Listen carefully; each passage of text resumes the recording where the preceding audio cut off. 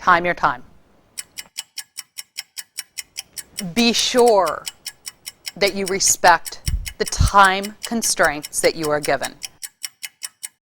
Initially, when you're asked to give a speech, the idea of filling 5-10 minutes may seem overwhelming. But truthfully, the problem that most people have is cutting it down and getting it into the amount of time that they're given. When you go, if you're asked to speak at a meeting and they have a specific agenda and you're given 5 minutes or 20 minutes, you need to respect those boundaries. It's kind of rude to think, oh, I'm so important, my message is so important that I should be given 40 minutes. I used to work on the board of the National Association of Women Business Owners. And I was actually in charge of the speakers panel, so anybody who wanted to speak to our organization.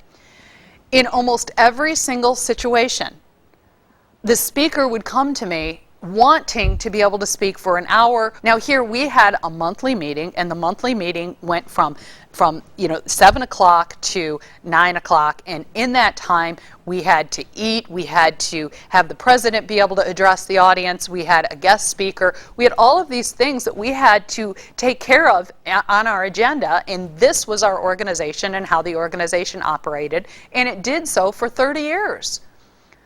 So the idea that this person would come and, oh, I've got to be able to have an hour to be able to speak was unrealistic, and there was no way that we could change the dynamics of that evening to accommodate their message, no matter how wonderful it was.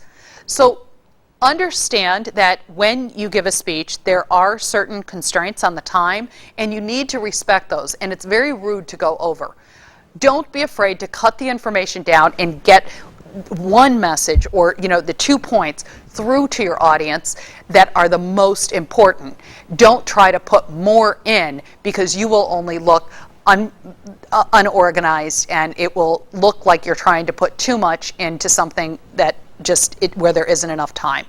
Don't do that to yourself, because it doesn't reflect well on you.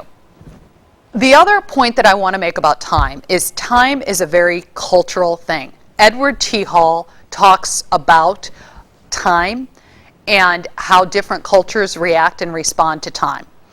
How many of you are familiar with the difference between M time and P time, monochronic versus polychronic time? Monochronic cultures believe that there's one time, and if it's 8 o'clock, you need to be there at 8 o'clock, and that we go by the watch.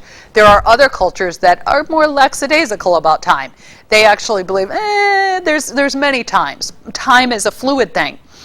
So there's actually, in certain cultures, maybe you're familiar with this, if two people get married from two different cultures, they will literally print invitations with different times on the invitations and give them to different members of the family, because that's how different that people can perceive time. If it says 4 o'clock, some people will never show up until 7 o'clock, and other people will be 4 o'clock and they'll be there at 4 o'clock. Our time is very culturally connected, how we perceive time. The reason I want to talk to you about this is that when you go to a different culture, their pace of time can be much different. So if you're on that time where time is there's one time and you're looking at the clock, you can make an audience really, really, really uncomfortable to the point where they don't want to listen to you and you seem uptight. And vice versa, if you're a really lackadaisical person who sees time as this fluid thing and, hey, it's okay, next there's another minute around the corner, you can really frustrate people who operate much more by the clock. So pay attention to the cultural nuances of time.